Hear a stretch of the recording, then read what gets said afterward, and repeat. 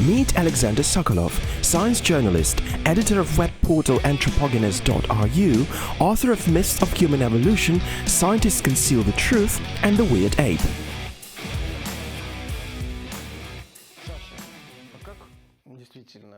So, how do you think these semi-naked ancient Egyptians managed to drag those 2.5 million stone blocks from many miles away to the construction site and position them with filigree precision, working in 60 degrees centigrade heat? It's a question I get asked a lot, and it actually contains several false positive statements. I'll get back to them later in my talk. There's also at least one demagogic phrase here too. It's when Georgi referred to ancient Egyptians as semi-naked, which is kind of meant to humiliate them. But given the climate they lived in, you could hardly expect them to have walked around clad in thick furs, right? Even today, a lot of people in Egypt don't wear much clothing, which in no way prevents them from doing their job well. I'm Georgi Sokolov. Today we'll try an experimental format of the Scientists Against Myth forum.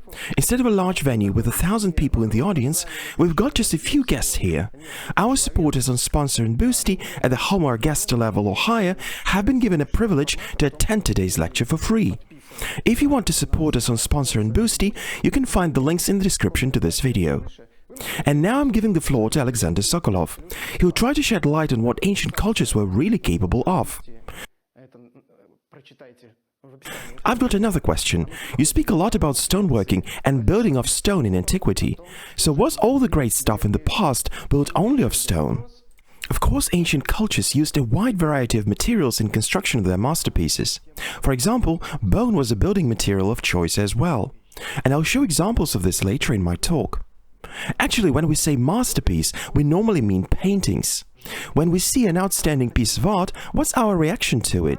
Okay, the first one is admiration. The painter is a total genius. And it was blood, sweat and tears all the way. Or maybe wizardry or witchcraft was involved. Surely no mere mortal could have created this. Or maybe it was created by aliens. I attended art classes in school, but I'm not up to the job. Surely human hands aren't capable of creating a masterpiece like this. So shouldn't we assume that some kind of a super printer not known to science was utilized? A device engineered by a long-lost civilization? I guess you'd agree with the first 3 points, but the last one, I hope, has raised some eyebrows. That's good. But for some reason, take any masterpiece from the past and there'll always be someone declaring, no, they just couldn't do it. There's no way people like you and me could have created that stuff. And the inevitable explanation is, it's witchcraft, or it's aliens, advanced technology, etc. What makes people believe all that? I think one of the reasons is art classes in school. And although most of us never make it to the top tier of world-famous artists, we tend to believe that we know how to draw and paint. But sadly, they never teach us at school how to work stone anymore. See, the Stone Age ended a long time ago. There's still a number of projects where stone is utilized, but stone is worked by a small group of professionals who hardly ever work by hand anymore, using power tools instead. Thanks to our civilization, most people today have been spared the need not only to work stone, but to do physical work at all. We just don't have to craft things with our hands anymore. We take most of the stuff around us for granted, and we don't have to rack our brains as to how it was made. And this is great. Modern civilization is based on division of labor and division of knowledge. Thanks to that, our brain can redirect its resources towards other, more creative activities, and we get the privilege of free time to pursue them.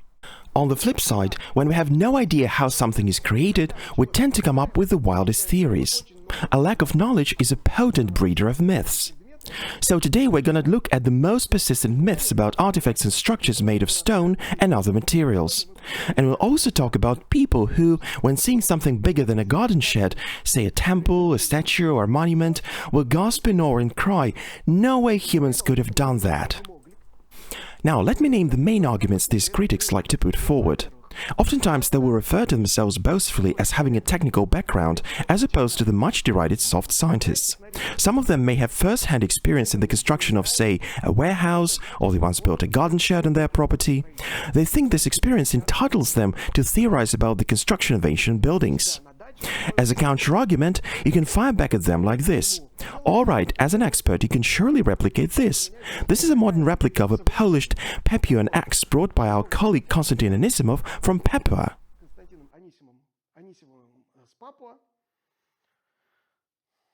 It's a pretty simple tool. Try and craft it yourself. Or here on this slide you can see a spear, and it's a pretty cool one. It's a multi-piece Upper Paleolithic clovis spear. The shaft is made up of two parts, a thin and a thick one. The thick part is for the ease of throwing, while the thin one penetrates the animal body more easily. The size, the materials, and the way the two parts are joined together and the spearhead attached are nothing short of amazing. And the spearhead itself, how do you craft one like it? Even an expert in stone crafting may give up on this. In order to make a replica of this spear, you'll have to be experienced in a number of specific jobs. This is the experience of dozens or even hundreds of generations. A modern so-called expert is highly unlikely to replicate a spear like this one, simply because they don't teach this in modern colleges and universities or on construction sites for that matter. So a background in modern construction techniques means very little here, unless the person has experience specifically in manual stoneworking. Another argument is simply, I've just no idea how this could have been done.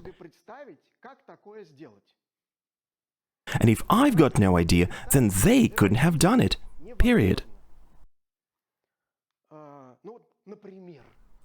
Just look at these fantastic works by sculptors of the past. Look at this marble veil. No sculptor could possibly replicate this, even with modern technology. Well, actually, it's a bit of a ruse on my part, as both these sculptures were carved in the 21st century. One was made in 2012 and the other one in 2019 by two top-level artists.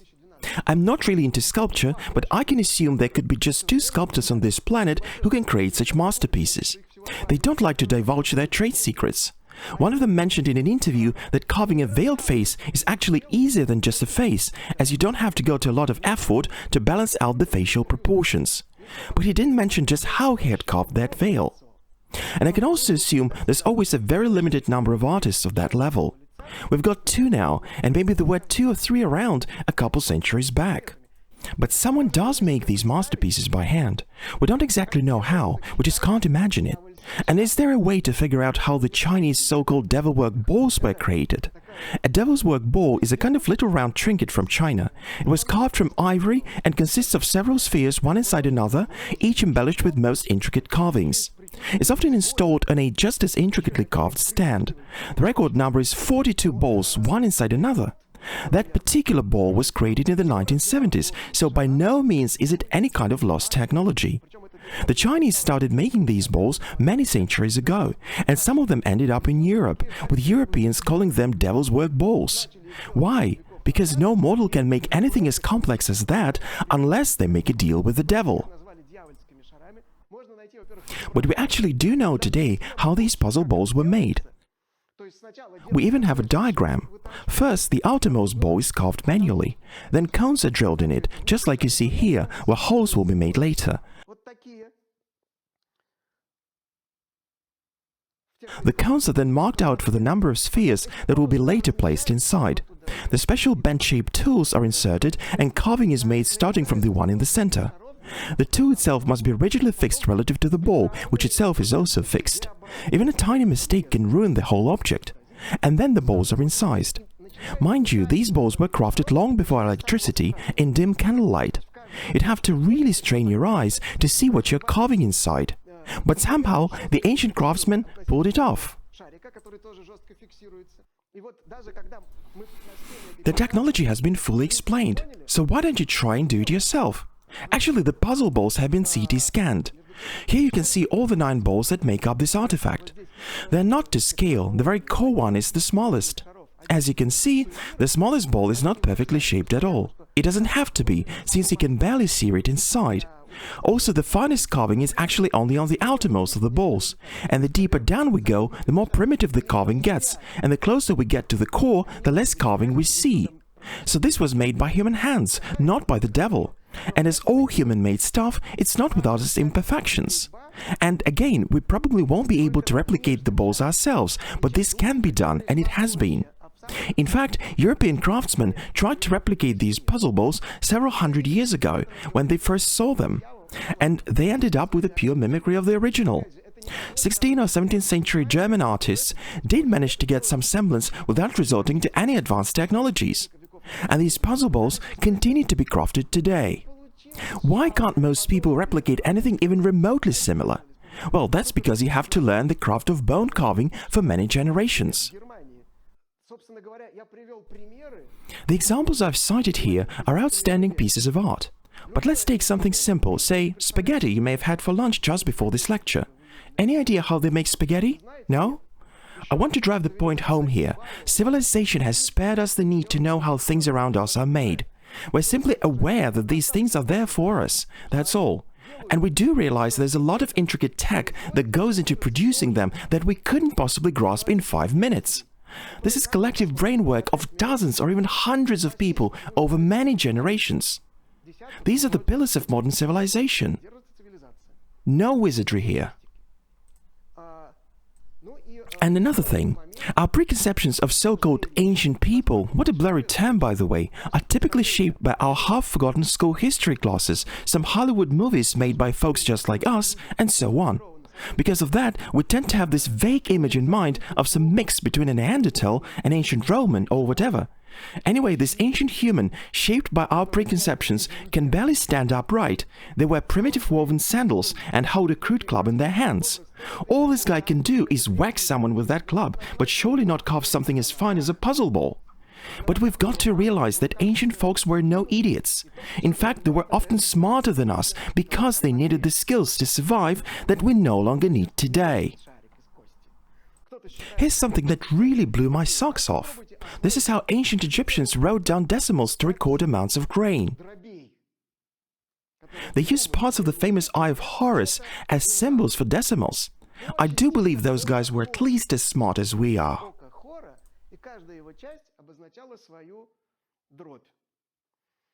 Let's move on to some questions we get asked all the time. Most often people wonder, how could those Stone Age people, fur-clad and primitive, have built Stonehenge? The wheel hadn't been invented yet and they had no metal tools around. Some of these megaliths weigh up to 50 tons and they were transported from hundreds of kilometers away. Or how did they build the Giza pyramids? There's a staggering 2.5 million blocks in Khufu's Great Pyramid alone. And you say they took just 20 years to complete the structure armed only with copper tools. This is the famous unfinished obelisk from Aswan, Egypt. Cut from granite and weighing in at 1,200 tons, it is the largest known ancient obelisk in the world. How was it possible to make something that humongous 3,500 years ago? And look at the huge temples in the mountainous area at Baalbek, Lebanon. This so-called terrace is supported by 3 monstrous blocks, each weighing 800 tons and located 7 meters or 23 feet above the ground level. Is that even doable? The list goes on and on. The non-believers will normally baffle you with this barrage of examples, giving you no time to think and reason. Of course, most people will then agree that, indeed, the ancients couldn't have done all that. But let's try and make some sense out of all this.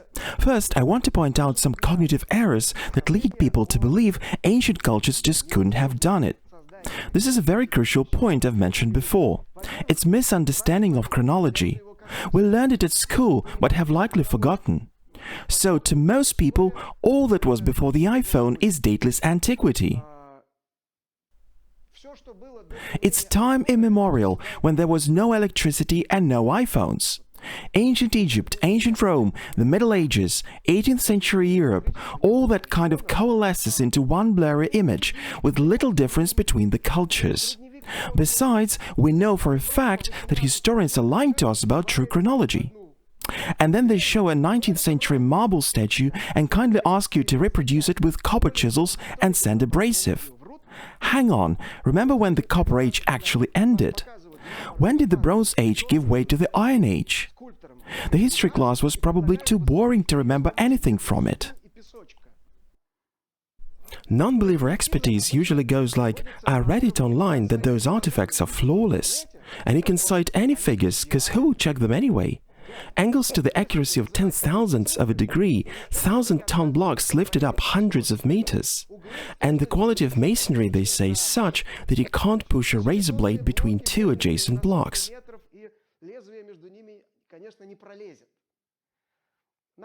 In our experience, all claims of perfect quality stop as soon as we show something like this. Look at this Egyptian obelisk with perfectly cut edges. What also helps is making measurements of ancient structures with modern measuring tools. Our team has used an electronic angle gauge to measure the accuracy of the angles inside one of the serapeum sarcophagi for sacred bulls. The accuracy we got was very far from 1,000th of a degree, but rather 1.5 degrees.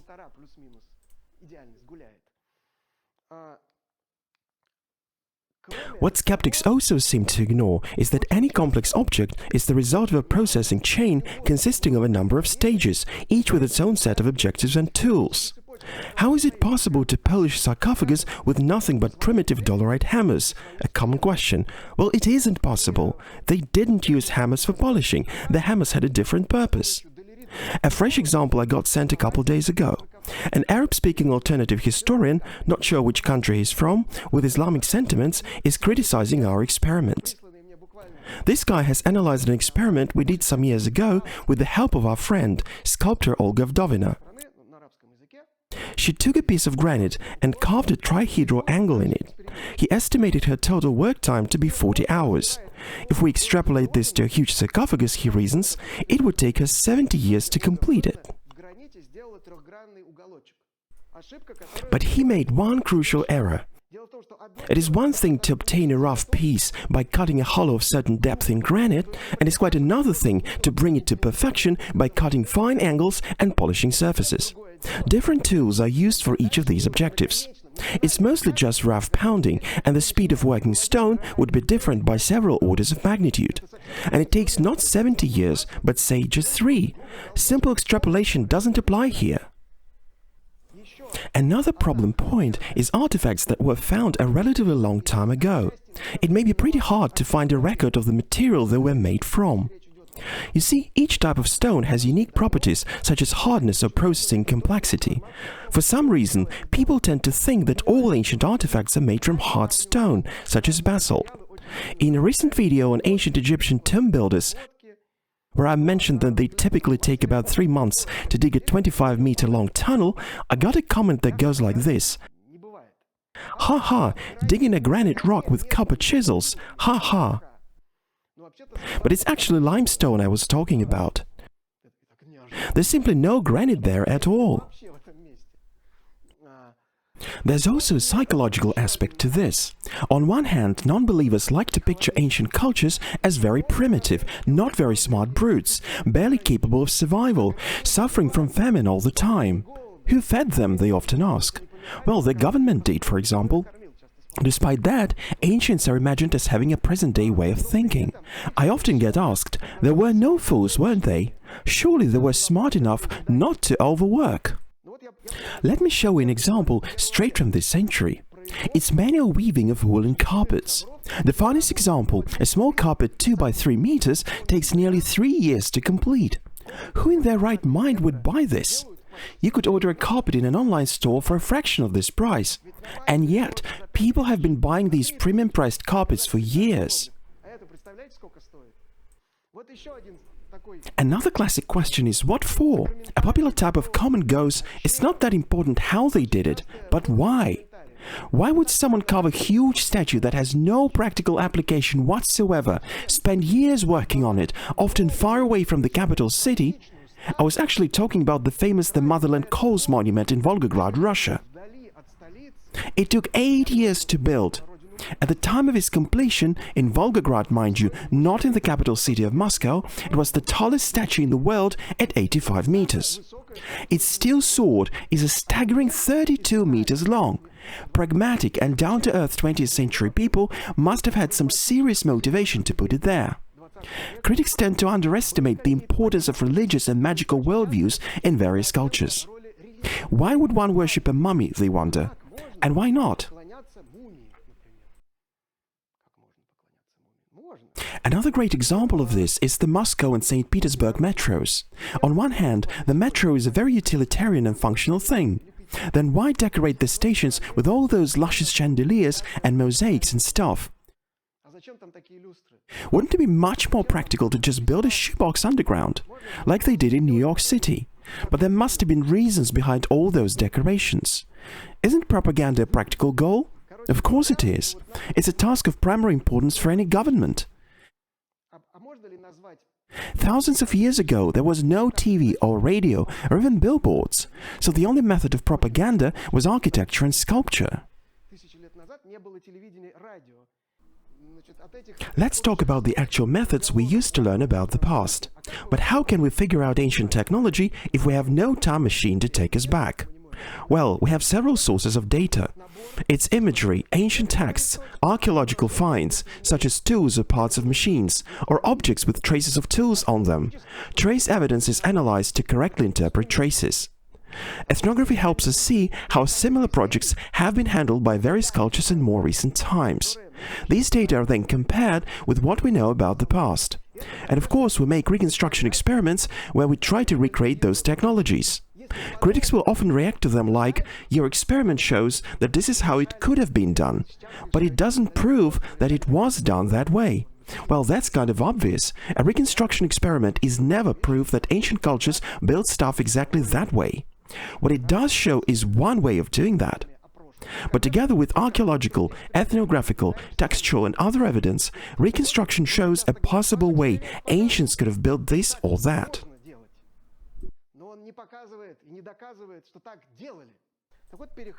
Now let's look at some questions our audience loves to challenge us with. The most common question is, how did they move huge stone blocks over great distances? We have a few ancient images. This is a pretty well-known one. It was found in the tomb of an ancient Egyptian official named Jehuti-Hotep, who lived in the time of the 12th dynasty of the Middle Kingdom. A drawing in the tomb illustrates the transportation of a massive seated statue weighing about 60 tons. We can get some insights into the actual method of transportation they used. We can see lots of people dragging the statue put up on a sledge. And here we can see a worker pouring water or oil in the path of the sledge for better traction. This is also a famous image. It comes from the New Kingdom circa 3,500 years ago. It was carved on a stela erected near a stone quarry. This is the original relief, and this is a drawing of it. Here, the stone block is also installed on a sledge, which is pulled by oxen. Experts believe the workers in the relief to be foreigners due to their cone-shaped beards. This is the obelisk of Queen Hatshepsut. It's one of the best preserved erected obelisks out there. Inside the funerary temple of Hatshepsut in Deir el-Bahari, where they sadly don't let tourists in anymore, I couldn't get in this year, there's a relief on the ground level depicting something like a barge or a boat that is carrying two massive obelisks. They were probably transported by river all the way from the granite quarries in Aswan to the installation site. We have some tentative theoretical reconstruction of a displacement and design of a boat for transporting obelisks of this size and weight. Each obelisk weighs in at about 400 tons.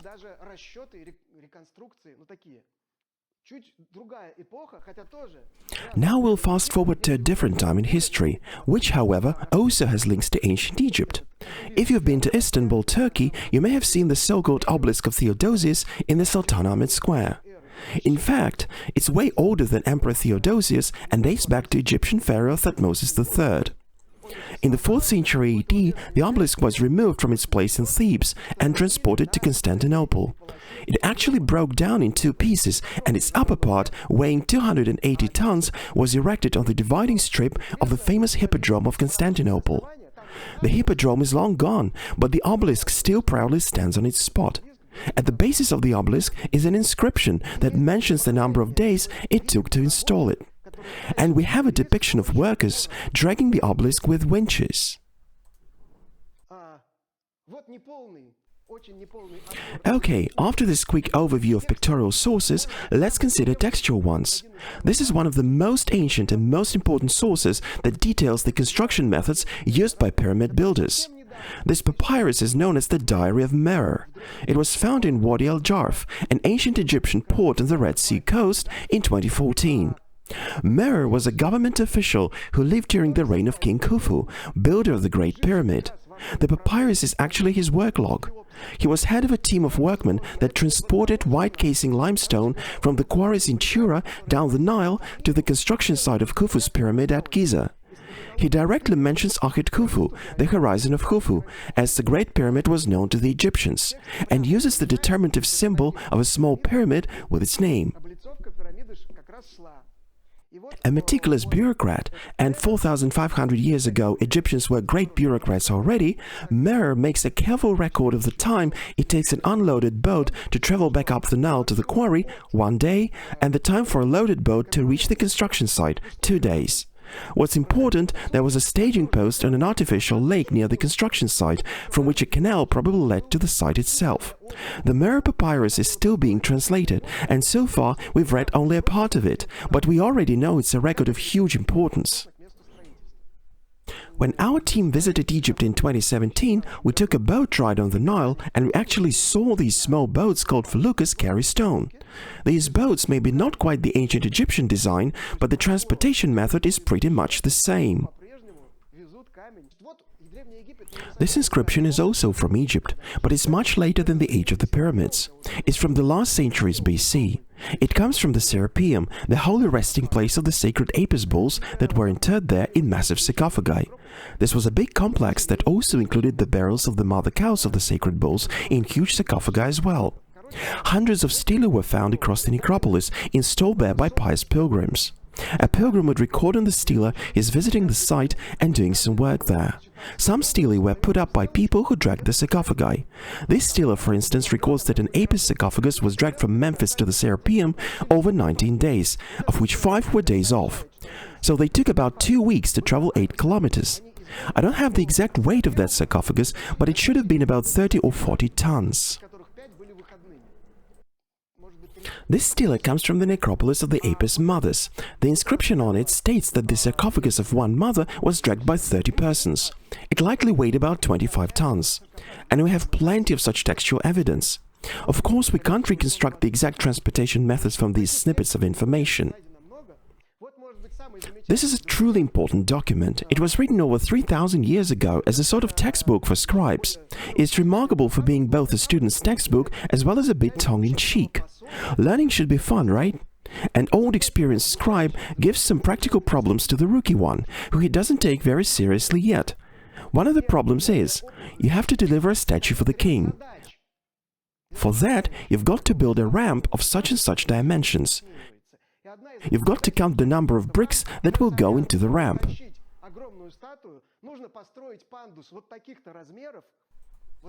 The papyrus contains other, similar math problems. How many workers you need, how many rations you must provide them with, etc. So future scribes had to learn how to do all that math. I've made a very quick overview of textual sources. And now let's look at archaeological evidence. I've already mentioned sleds that were often used to transport heavy loads. A sled is easy to move across a plain surface. And we actually do have a wooden sled originating from the funerary complex of King Senusret II from the 12th dynasty of the Middle Kingdom.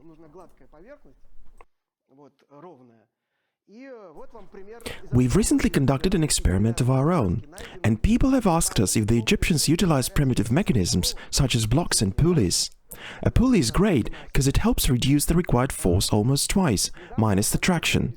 Could ancient Egyptians have utilized similar devices? We don't have proof of that, but we do have archaeological finds that may hint at that. The oldest block parts found belong to the late Middle Kingdom or about 3,800 years ago.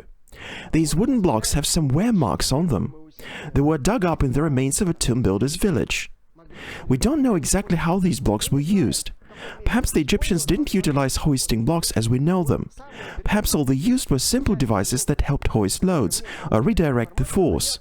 But they did have some form of block mechanisms anyway.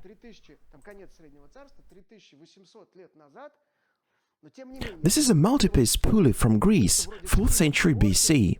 Such pulleys were primarily utilized as part of ship rigging.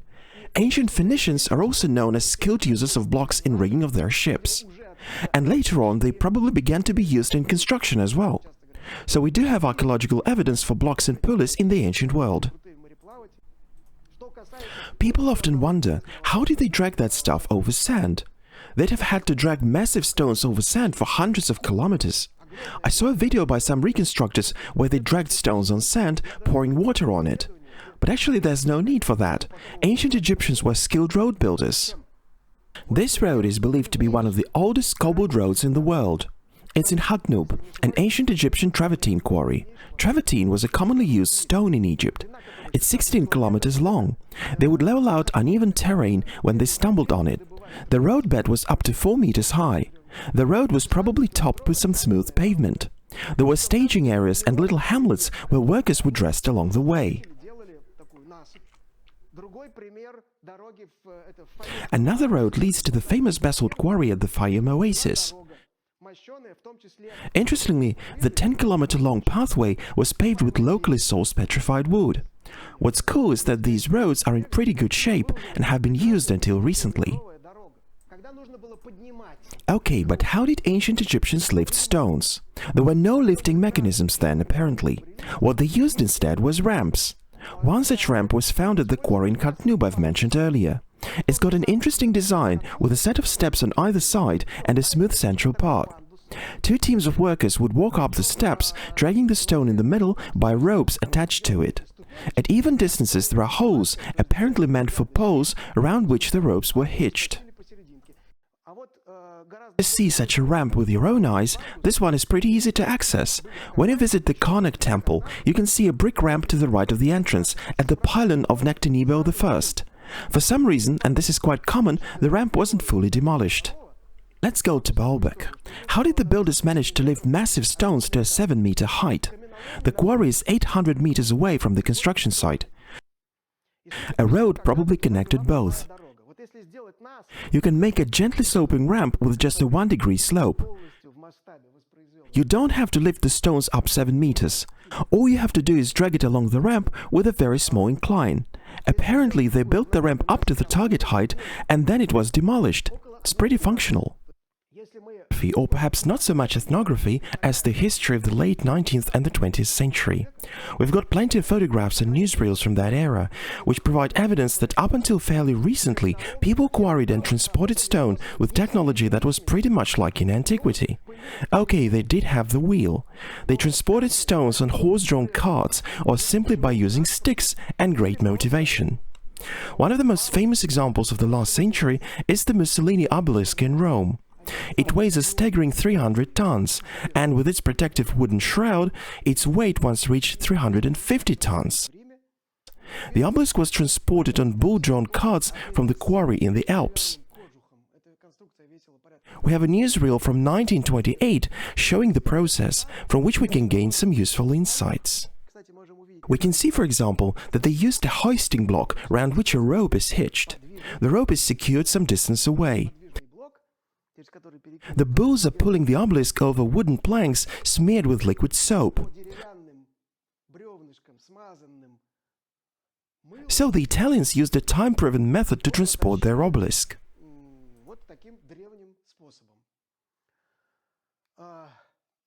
Now let's talk about ethnography per se. When we hear words like dolmen or stone tomb, we tend to place them in a very distant past.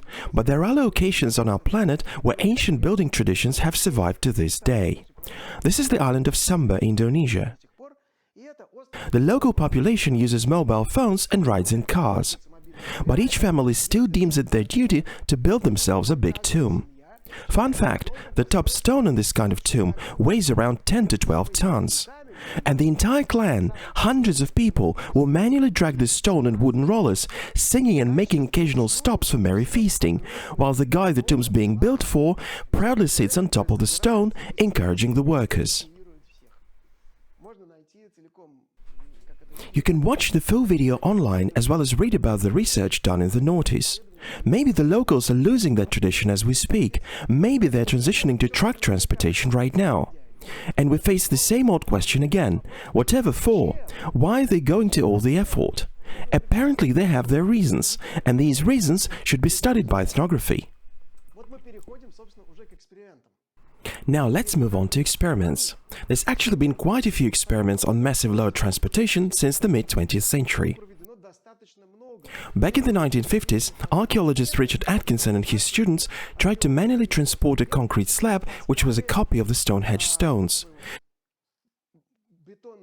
They used a wooden sledge to pull it over rough terrain, they practiced making turns with the load, and they even transported it down the river on a triple-hulled boat. Many similar experiments have been conducted since.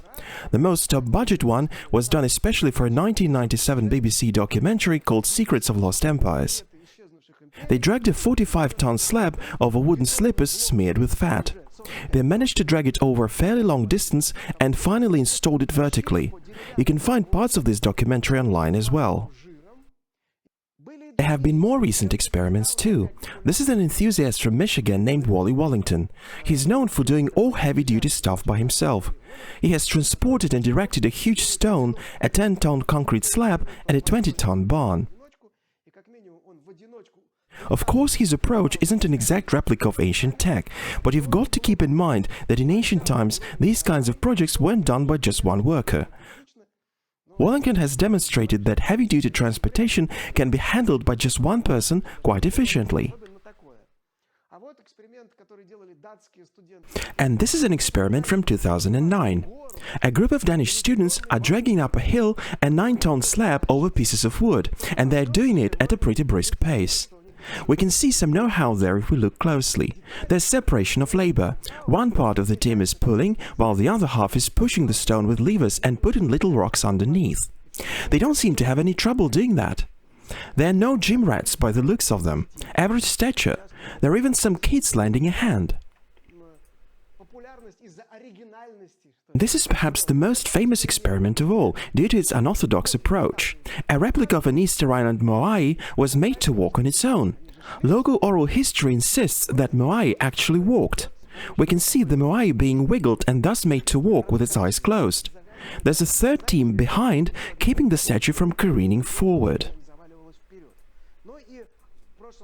Last but not least, our team conducted an experiment of our own in Yerevan, Armenia in November last year.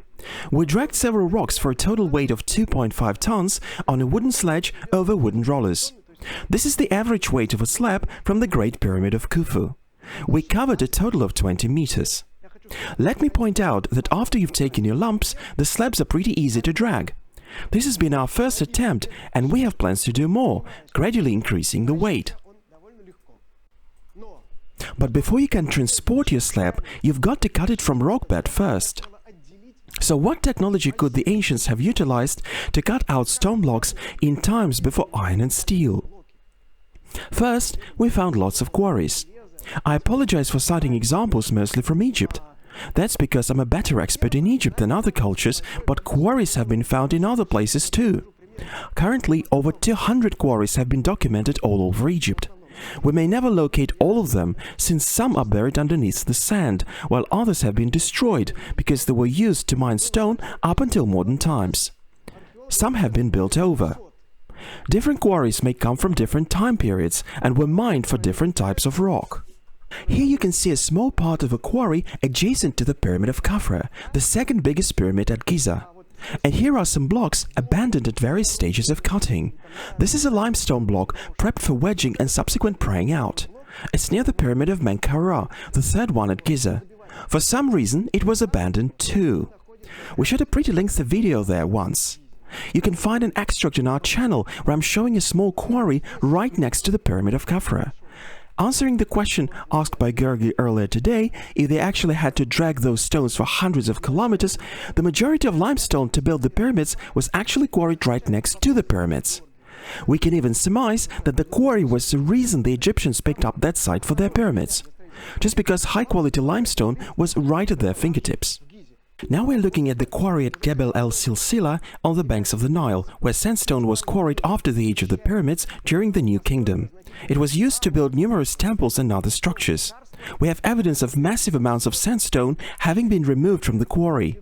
After they ran out of limestone, they transitioned to sandstone.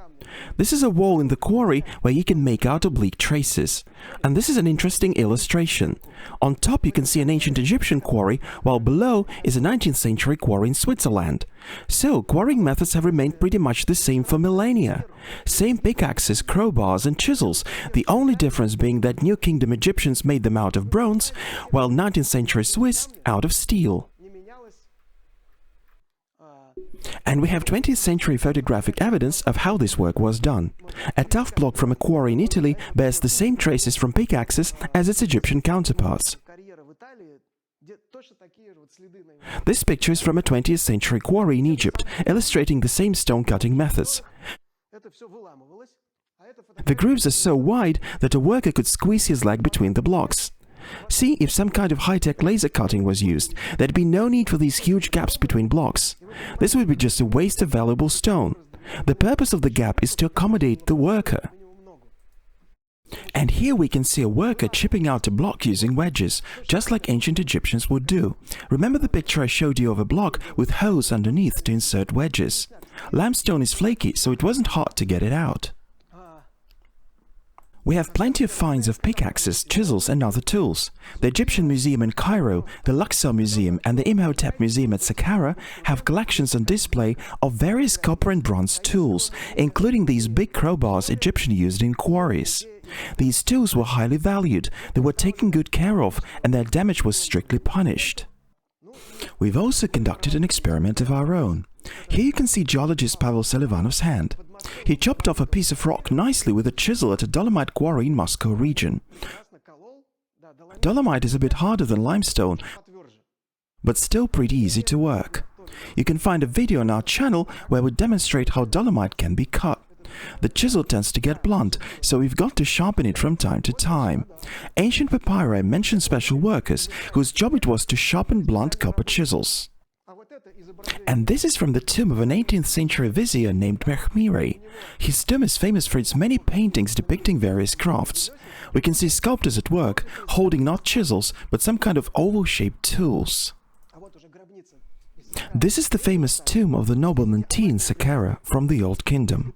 The same oval tools with wooden handles are utilized to make a statue.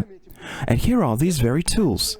These stone hammers were possibly used alongside with more expensive copper and bronze tools. Stone tools have been widely used for millennia. Stone can be very hard and sturdy, so it's great for working even the hardest types of stone that can't be cut with a bronze tool. Second, a stone tool is very easy to make. And no one will steal it. Who needs a piece of rock? That said, there were cultures, like Easter Island, where each little stone was precious commodity. But I guess ancient Egyptian thieves were more after pricey copper and bronze. If you want to cut a regular shaped stone, just hammering away at it won't take you far. You need tools to mark out its shape first. So did ancient Egyptians have any measuring tools? Turns out they did. Some tools have survived, like these on display at the Luxor Museum. This is a level with a plumb used for leveling vertical and horizontal surfaces. Some people told us in the comments on our social media that they still utilize these levels today. I myself spotted a level just like this one on a construction site in Hurghada, Egypt. This is a tool called square, and here we've got some rulers from the Imhotep Museum at Saqqara. This is a roll cubit rod subdivided into palms and fingers, about 52 centimeters or 20.5 inch in length. So the Egyptians were pretty skilled at measuring stuff. Several papyri have survived that record math and geometry problems, such as calculating the area of a truncated pyramid or calculating volume, for example. By the way, I recently learned how ancient Egyptians multiplied and divided numbers, and I'm telling you, I was shocked. Why didn't they teach me that way in math classes at school? The Egyptian method is far easier to comprehend. Ancient Egyptians were no fools, you know. Alright, if you want to build something, you need to make an architectural drawing of it first. You don't necessarily need a drawing to build something as simple as a garden shed, but you can't do without a floor plan for something more complex. And we do have their drawings. They're more like builders' work notes made not on papyrus, but on pieces of clay or limestone called a straka. These were typically used for daily notes and correspondence, so they have survived. This here is probably a layout of the tomb of Ramses IX. It's multicolored and depicts various details such as doors.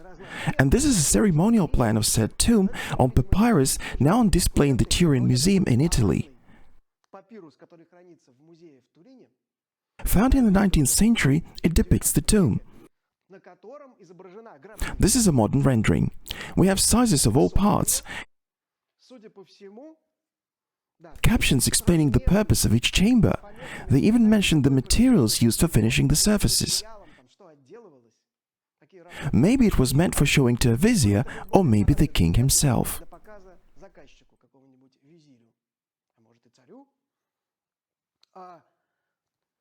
19th century scholars assumed this to be a plan of the tomb of Ramses IV. In 1920, Howard Carter made measurements of the tomb and translated them to ancient Egyptian cubits. His verdict was very accurate from the entrance all the way to the burial chamber. See, they even showed the sarcophagus with a relief on top of the lid. You can also spot these mysterious rectangular shapes around the sarcophagus.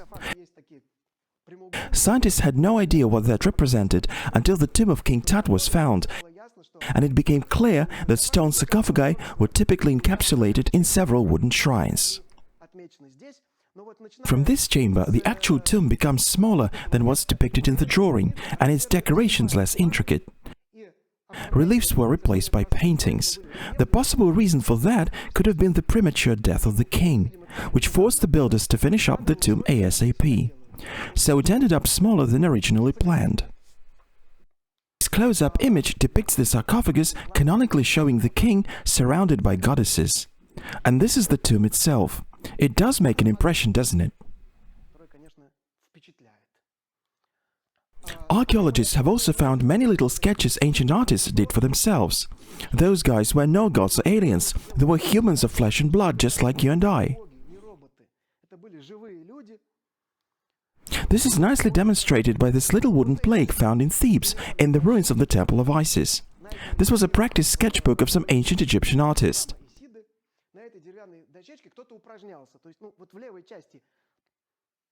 If you look closer, you'll see a grid of red vertical and horizontal lines on it. It's a very common feature in ancient Egyptian art. So an artist would draw a grid first, and then draw an image sticking to the right proportions. On the left is clearly Thutmose III, while the right-hand side of the plaque was used by another, less skilled artist for practice. His sketches are pretty rough. He was trying to draw a hieroglyph of a bent hand, and he had trouble getting the thumb right. He sketched the hand several times, and each time the thumb is different, and each time it looks bad. The poor chap just failed to get it right. So yeah, not every ancient Egyptian artist was a genius. This plaque is from the British Museum, and the Luxor Museum has fragments of another plaque which apparently depicts a statue. We can guess this since the statue is shown face forward, which wasn't typical for ancient Egyptian imagery. Alright, what do we know about ancient Egyptian builders? Archaeologists have found lots of evidence to reconstruct their lives. For instance, we've got a builder's settlement at Giza. We also have a tomb builder's village at Deir el-Medina near Thebes. We have a long video about this village on our channel. I'll just quickly sum it up. Archaeologists have found literally thousands of ostraka in the village, many of them in this huge garbage pit dating back over 3,000 years ago. Thanks to these ostraka, scholars have managed to study the history of the village over the 400 years of its existence. I once read an old Soviet book from 1983 titled Ancient Egyptian Craftsmen, and it turned out to be no easy reading. The book starts off by listing 101 names of ancient Egyptian craftsmen we know by name, along with their biographical data. We know when an artist lived, the names of his wife and children, which documents mention him. Just think, 101 names, some of them forming artistic dynasties, where the skills would be handed down from father to son.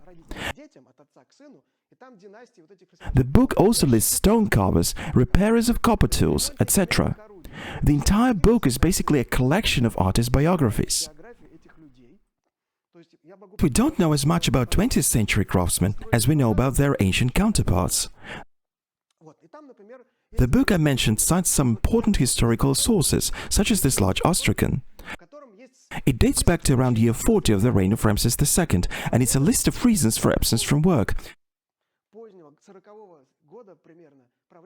such as worker got sick, worker's mom got sick, friend got sick, was brewing beer, was resting after a debauch, was installing a door at his place. In short, they had tons of reasons to skip work.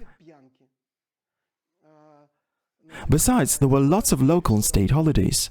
Immigrant workers had their own deities and corresponding days off as well. Other reasons included childbirth, weddings, or he fought with his wife, got very upset and didn't make it to work. Or he got bitten by a scorpion. A valid excuse, right? There was not only a village doctor at the village, but also a scorpion charmer who got extra rations for his services. In all appearances, the workers had a total of up to 6 months of work. This is out of sync with the common notion of extremely hard labor in ancient Egypt. These ostraka paint a very different picture. No tight schedule, almost 100% literacy. Many of the workers could read and write, and many women too. That said, Deir el-Medina was a village of elite workers who built royal tombs.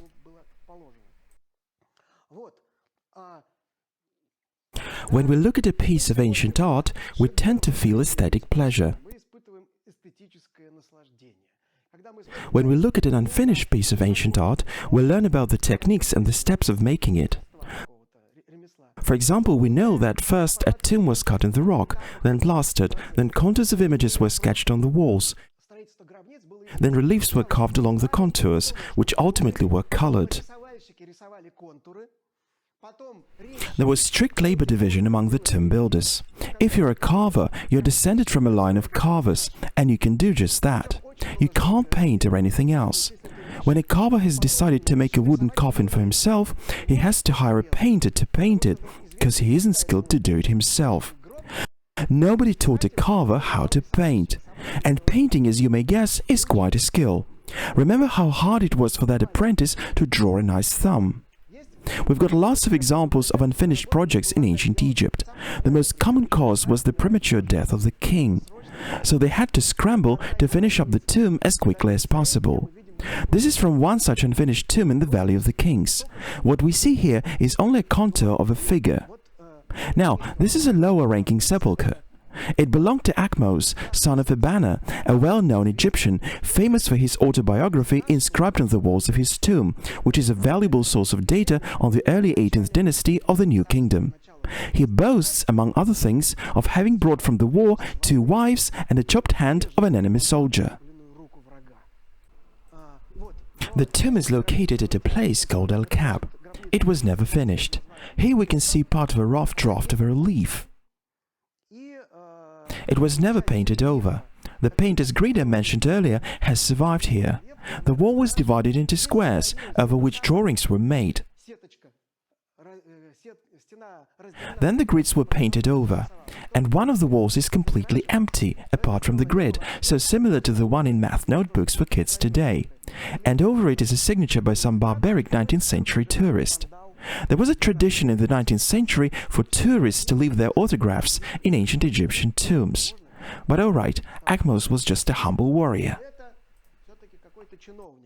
This is the temple of Ramses II at Abu Simbel, you may know by the 4 gigantic seated statues at the facade. It may look all posh and gorgeous outside, but it's not so picture-perfect in the interior. In one of the side chambers, there's an unpainted relief that segues into a contoured drawing. Again, it was left unfinished. Why bother? The king isn't likely to peek in that dark corner to check on the result, right?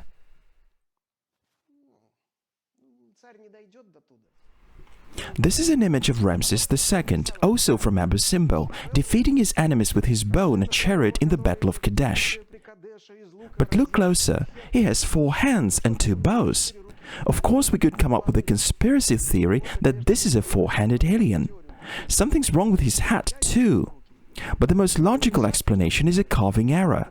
The carver failed to get the king's hands right on the first try. Then someone, perhaps his supervisor, plastered it over and carved the hands over again. The plaster has crumbled over time, so we get to see both versions.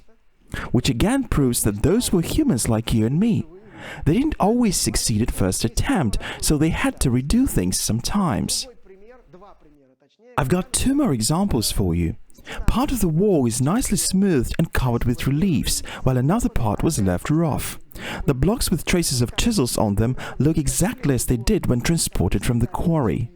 This is the shrine of Seti II at Karnak.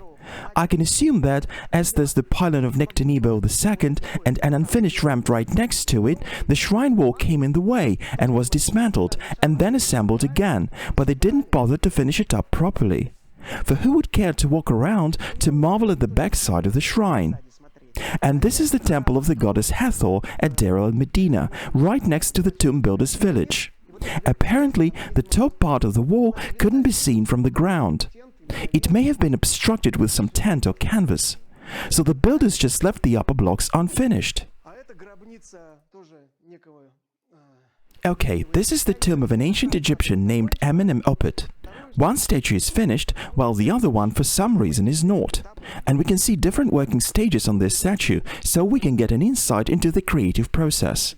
First, the general shape was traced, then it was polished with some tool, perhaps also covered with some sort of plaster.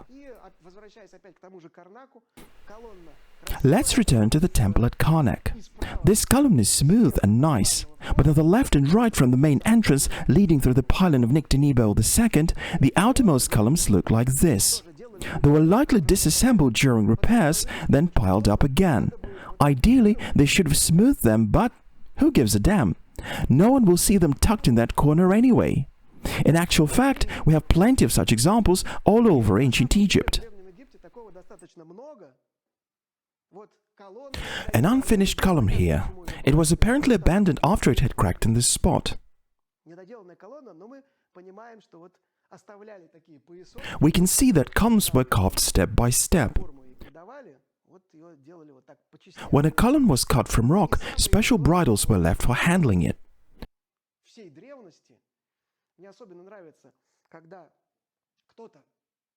And this is perhaps the most famous unfinished construction project of all antiquity.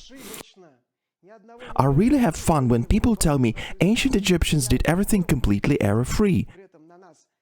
They carved ideal shapes, from stone always on the first try. For some strange reason, these folks tend to ignore stuff they can see with their own eyes, such as the abandoned obelisk at Aswan. It weighs in at 1,200 tons, and it was left unfinished. It was never separated from the cliffside, and we actually know why.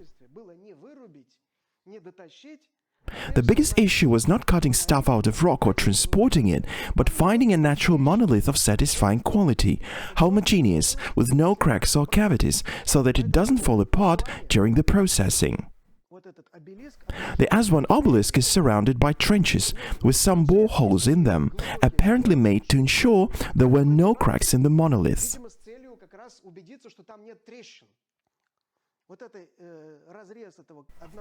The boreholes were researched by 21st century archaeologists.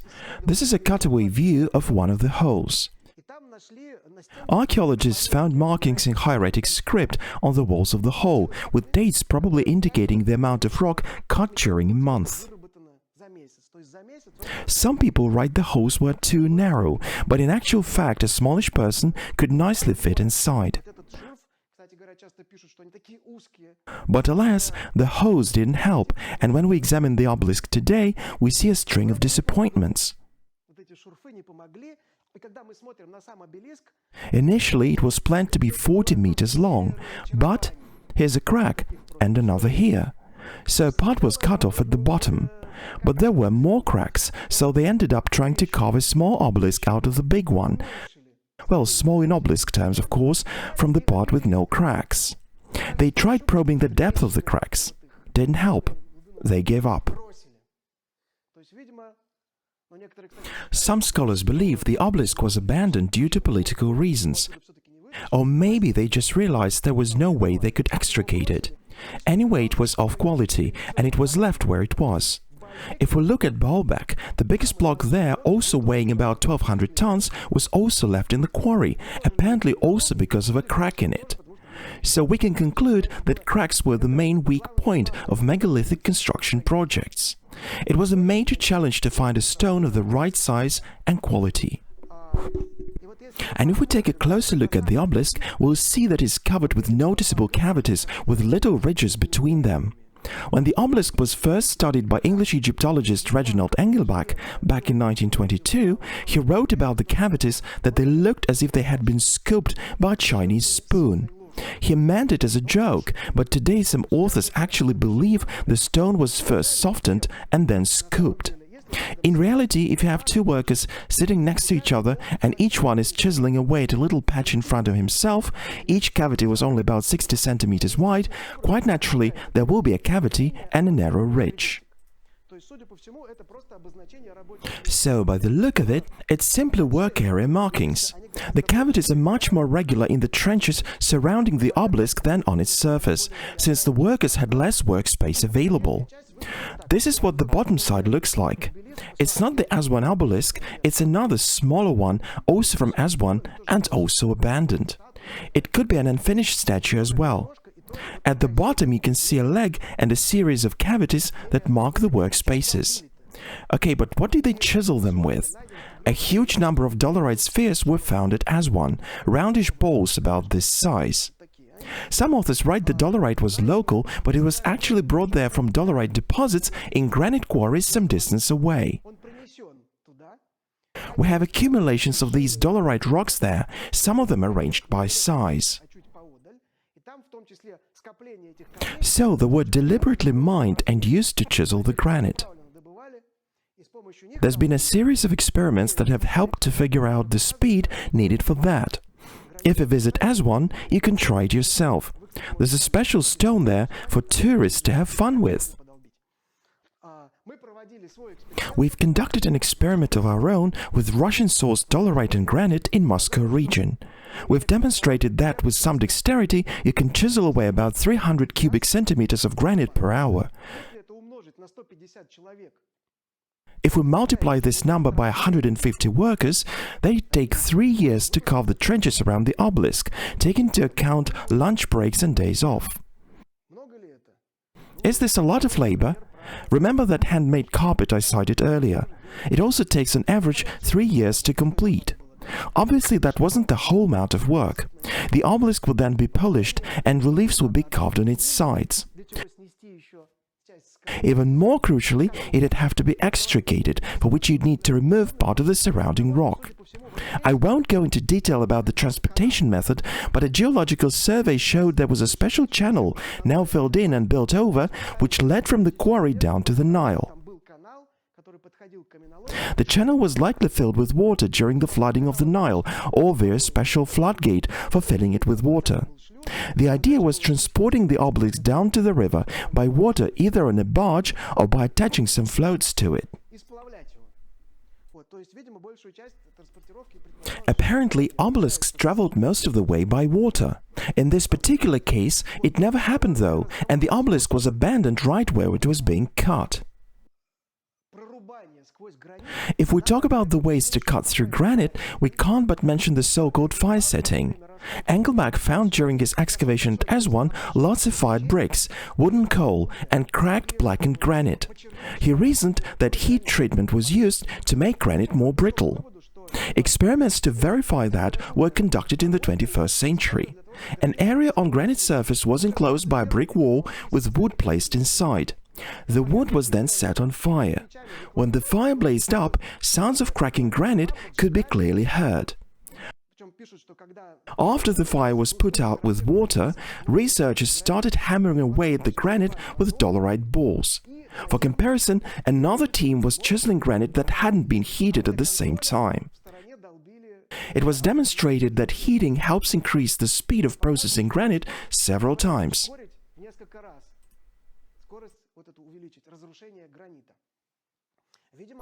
Ancient Egyptians probably employed the heating method in many different projects across Egypt. This is a picture I took at Aswan last year. We can see blackened areas of granite, apparently evidence of heat treatment used for making trenches in granite surfaces.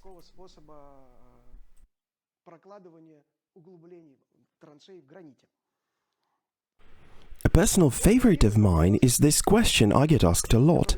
Okay, so why aren't they building pyramids today if it's as simple as you claim? Well, for starters, I never said it was easy. It was a most complex engineering feat, a project that could only be implemented by the centralized state power of ancient Egypt. Why aren't people building pyramids any longer, you say? Well, here's at least 2 examples proving that people still do. The Memphis Pyramid, formerly known as the Pyramid Arena in Memphis, Tennessee, and the Luxor, Las Vegas. Both are shorter than the Great Pyramid, but taller than the Pyramid of Menkaure, the third Giza pyramid, at 98 and 107 meters high, respectively. The Luxor took just 2 years to build, as opposed to the 20 years it had taken to complete the Great Pyramid, for a staggering budget of about $500,000 as of the early 1990s. If we compared these pyramids to the Great Pyramid of Khufu, well, they're just incomparable. Inside, the Great Pyramid has nothing but 3 chambers and a few passageways. Inside the Luxor Hotel, you've got several thousand hotel rooms, an 11,000 square meter entertainment area, underground parking lots and swimming pools, you name it. The tip of the Luxor Pyramid features a powerful beam of light known as a Luxor sky beam. It can be spotted from the International Space Station. So, of course, people build pyramids today for staggering money. And this is an example I probably love the most. The largest building ever moved is in Russia. It's known as Savinskaya Podvorye and is located on Tverskaya Street in downtown Moscow. Today, you can't see it from the street because it's hidden in the backyards, but initially it faced the street. In the 1930s, a project was initiated to rearrange and widen Moscow streets.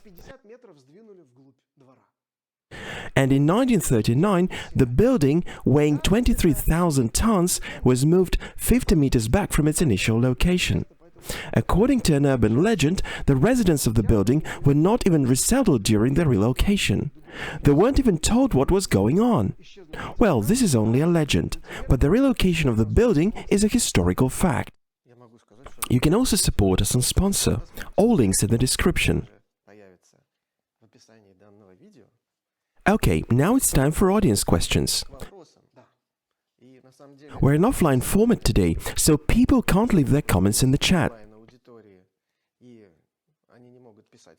But we have a small audience here, and we also have comments our viewers have left under the many videos Alexander has dedicated to today's topic.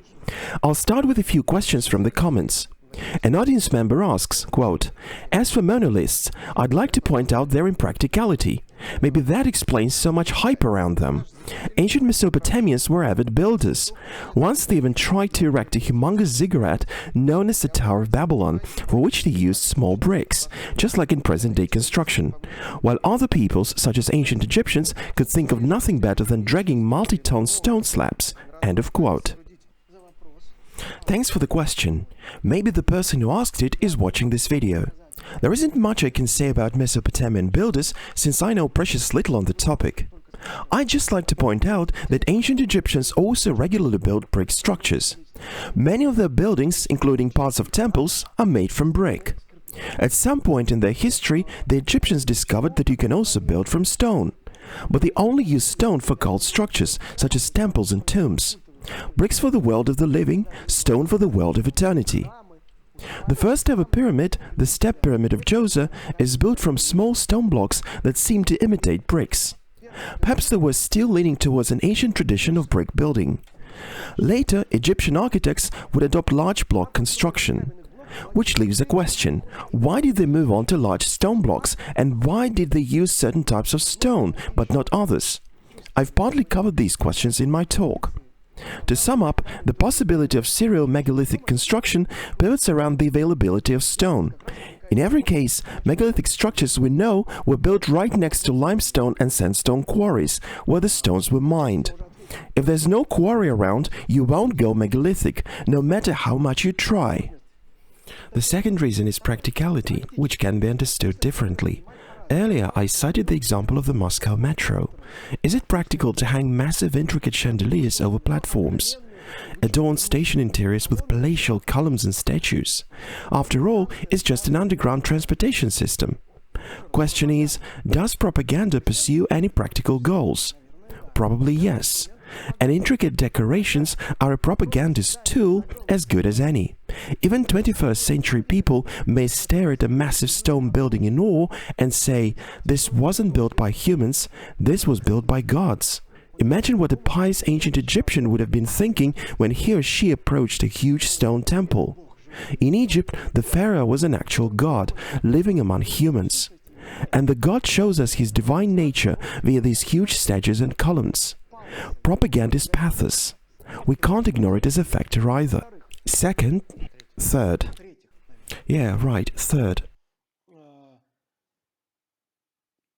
It's actually easier to build from large stone blocks than lots of tiny stones. Imagine you've got one large slab this size or dozens of smaller ones. You'd have to process a lot more rock to produce those little stones. You'd spend much more effort digging trenches between the blocks in the quarry. If you can handle one large block, it's more economical, but you need a transportation method for it. Some authors also point out that megalithic structures are often located in earthquake-prone places, and a structure made of large blocks is more seismically stable. Take for example the Temple of Jupiter at Baalbek that has suffered from seismic shaking multiple times since antiquity. There's lots of fallen columns scattered around the site.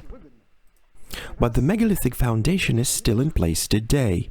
The reason for choosing such massive blocks could have been an attempt to stop the top of the hill from coming unraveled after a quake. We could think of a plethora of other reasons, but we'll never know for sure. I've just given you some reasonable explanations here. Thank you. Let's now take questions from our audience here. Please introduce yourself and ask your question. My name's Ivan. I have a question about the obelisk of Mussolini. Why did they go for such a transportation method? Was it ideological or economy related? It's hard for me to say. It may be recorded somewhere. I don't know, but if we dig into historical records, we may find the actual reason. One reason could have been ideological, to demonstrate a connection with the ancient Romans by using their methods of transportation.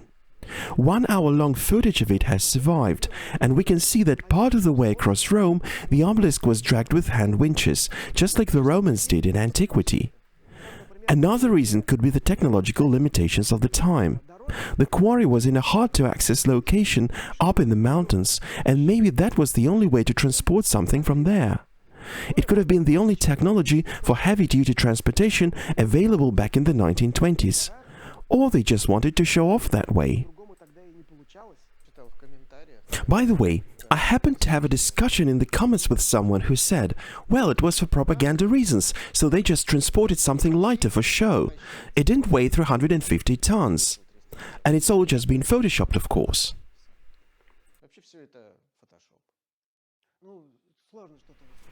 Well, it's hard to counter such conspiracy claims. You can say about any video that is not real, it's visual effects, about any photo that has been photoshopped. All we can do is invite such skeptics to take part in actual experiments. When we conduct our next experiment, we can invite some alternative historians to come have a look. This would spice it up. If a skeptic tried pulling the rope, chances are they could feel it with their muscles, and this will hopefully change their thinking.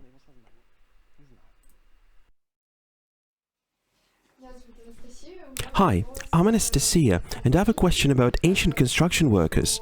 There's a theory that slave labor wasn't used to build Egyptian pyramids, but you've mentioned some foreigners depicted in tomb paintings. So who were the actual pyramid builders?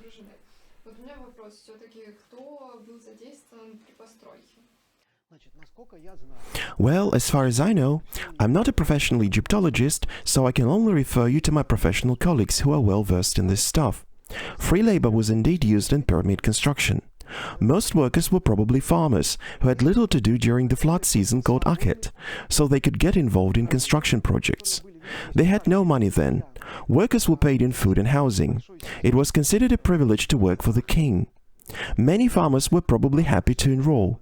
Slavery did exist, but not at a scale we often imagine it in antiquity. Quite often, construction workers were hired from free farmers. 1,000 years after the pyramids, royal tomb builders were also free people hired by the government. There was some kind of lifelong contract with them. They were provided with decent housing and food, clothing, and even legal support. The tomb builders had their own servants and slaves, who provided them with everything they needed: water, clothing, firewood, etc. Some of the servants were free, while others were likely slaves. The tomb builders were a motley crew of different nationalities. This is evidenced by their non-Egyptian names, by temples and shrines dedicated to foreign deities.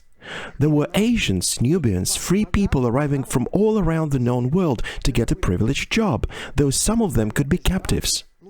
For hard labor in quarries, such as hammering stone, they may have used slaves or criminals. This was probably not the most enjoyable job for free Egyptians.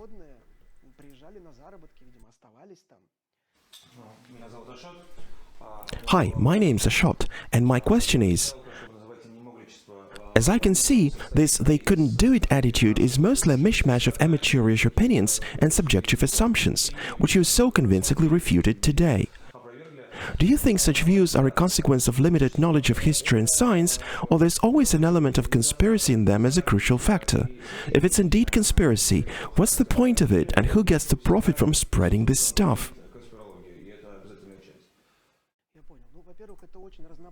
This phenomenon may be caused by a number of factors. What we call the "they couldn't do it" attitude can be part of very different conspiracy theories. For example, flat earthers or anti-vaccinators or creationists of different kinds, like that Arabic author I mentioned.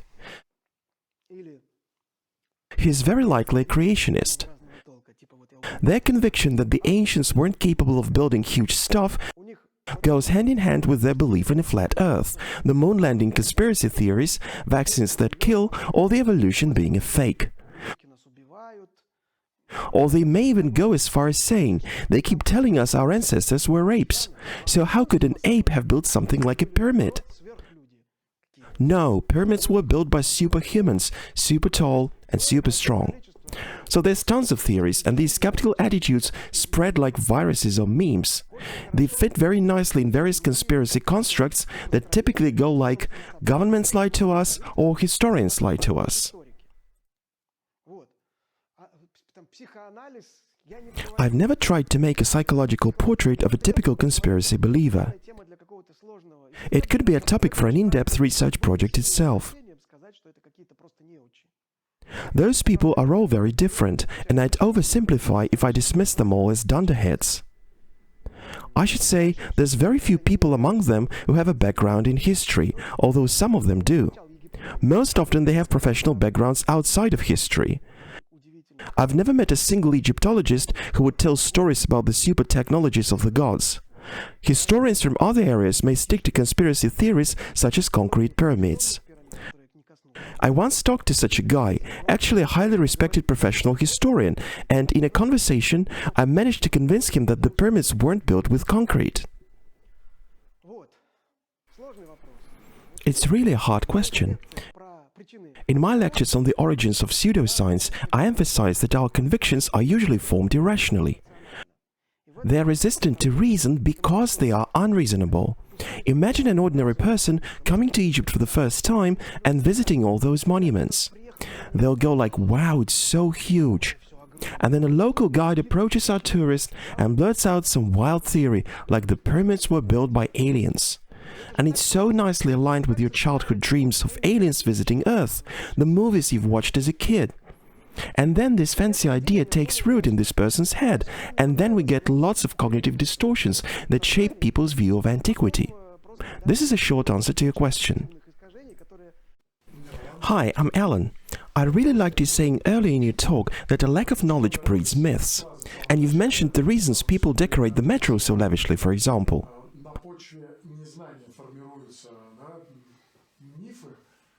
And there's also conspiracy there. The metro was built by the Atlanteans. It's clearly easier to stick to such theories because they don't take a lot of thinking. It's so much harder to conceive the true capabilities of the human hands and brain. So my question is, what was the main motivation of Egyptian leaders to start those construction projects? What was the purpose of those buildings? To inspire people? You've mentioned that an ordinary person would stare at that stuff in great awe and believe that only the gods could have built that. So what was the main intended function of those massive structures from the point of view of the authorities? Well, ideally, this is a question for a professional Egyptologist who knows about different periods in the history of Egypt. In different times, there could have been different motivations. The Old Kingdom and the New Kingdom are basically different states, so there may have been different reasons for building pyramids and erecting obelisks. But I can assume that propaganda was pretty important at all times. If I'm King Ramses II, I'll want my subordinates to think I've always been king. I was, I am, and I will be one. If I've ruled for nearly as long as I've lived, and I've lived 90 years, people who were around when I started to rule are already dead. So I want my people to believe I've always been around. We will remove all mentions of my predecessors and carve my names over theirs. We will recarve old statues' faces, so they all have my face. My huge visage must be everywhere, for I'm the omnipotent, all-seeing God. Again, no cinema, no TV, no radio yet. How can you do your propaganda thing? By erecting huge statues, obelisks and temples. Second, we must keep in mind that those people had a highly religious mindset. They thought it crucially important to appease the gods. Temples were built not just for the faithful, but for the gods as well. They were to show to the gods what great efforts mortal could make to make them happy. It was a kind of treaty with the gods. The gods will in turn provide good flooding of the Nile, fertile soil, spare illnesses, give victory in wars. Ancient Egyptian society was highly dependent on the flooding of the Nile, and as a result, agricultural productivity. So in a way, monolithic architecture was a method of ensuring good crops. I can't get any more specific than that. My archaeologist colleagues may have to correct me. Next one, quote, "Nothing's been forgotten. We've got to keep on looking. These sculptures, casting and sculpturing are from soft materials. It's not marble. It's a material similar to porcelain." End of quote. This is a topic I didn't cover in my talk. Ancient concrete, liquid stone, concrete pyramids, liquid marble statues. It's a very vast topic. There are folks who go they couldn't do it, and there are ardent advocates of ancient concrete construction. Our team has written and spoken on this topic multiple times. We've got a great lecture by geologist Pavel Selivanov that we highly encourage you to watch on our YouTube channel. You'd have to consider every individual case here, because the Egyptians didn't use concrete, for example, but ancient Romans did. That said, the Egyptians used gypsum mortar to cement stone blocks together. If they did have concrete, they wouldn't have had to utilize different sized blocks. It would suffice to shape structures by pouring concrete. This is all an endless debate anyway. As for sculpture, okay, if you assume there's a material that's no different from marble visually, then try and reproduce it. Use this liquid marble to recreate the sculpture with a marble veil. Use a 3D printer that prints in liquid marble and do it. Endless debating doesn't bring you any closer to the result. For liquid marble, you'd have to have a special form to pour it into. But no matter what method you use, how you will achieve the effect of semi-transparent veil fabric? The problem doesn't get solved. You're going to need a special form. How are you going to go about making it? So the author who advocates for ancient liquid marble should try and make a primitive little statue with it, but it has to be indistinguishable from real marble. But I guess the best evidence is modern sculptors making marble veils. So it's highly likely their colleagues from 200 years ago were just as good in making it, utilizing pretty much the same tools.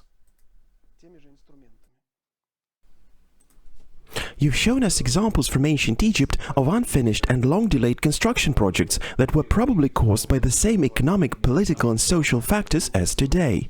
So my question is, do you have to really go around searching for them, or are they there for all to see? In my amateur opinion, there's loads and loads of unfinished construction to be found around Egypt. I wouldn't go as far as saying that there is more unfinished stuff than finished there, but there's lots of unfinished objects there for sure. This has caused theorizing that, say, you weren't allowed to finish the royal tomb while the king was still alive. And when the king is dead, the tomb may not be completed. In some cases, yes, it looks like if the king died prematurely, the tomb builders would hasten up to finish his tomb, to be able to start building one for the new monarch as soon as possible. We have an interesting document from the Deir el-Medina tomb builders village, which says something like, quote, "Ramses IV has died, long live Ramses V," end of quote. And the workers rejoiced at the news because they'd be getting bonus payments. They'd have to quickly finish up the deceased king's tomb and start one for the new king. A special kind of excitement that only gravediggers get to experience. Finally, the king has passed away, and we can start up a new tomb project. Gods be praised for that. The life goes on. So yes, a lot of construction projects were left unfinished not just in ancient Egypt, but in other ancient cultures too. Take Baalbek, for example, another iconic site for alternative historians. As far as we know, the Jupiter temple was never completed. They may not even have erected the roof. Foundations of some of the columns weren't cut to perfection. The podium was abandoned, while the largest blocks were left in the quarry. Whatever the reason, the great construction endeavor ultimately gained the upper hand over the builders. This shouldn't be confused with scenarios where a building was completed only to be later demolished by someone else. But the tombs, temples and statues often bear traces of incompleteness. In each case, there may be different reasons for that. So in each case, there is a specific reason then. While finished stuff is often on display, and we tend to think everything was always brought to completion. Yes, oftentimes, the most showcased pieces of art or architecture are used as a metric for conclusions about the entire cultural heritage. But even some of the more famed examples, such as the Aswan obelisk or the Jupiter temple at Baalbek, are clearly unfinished projects. Looks like they saved up every penny. The outer casing of the pyramid of Menkaure is most probably unfinished. There's been much controversy lately when the Egyptians decided to finish up the casing of that pyramid. And if you look up at the casing blocks that are still there, you'll see that some of them are nice and smooth, while others are wavy and rough. They were left unpolished. So the Pyramid of Menkaure is another example of an unfinished construction project. You've got to choose the best question now and give the person who asked it this book by Alexander Sokolov called The Weird Ape, signed by the author. I'd give it to Ivan, I guess, if you don't have it already. I actually do, but it's not signed. Then there's your signed copy. Thank you, my friends. Bye.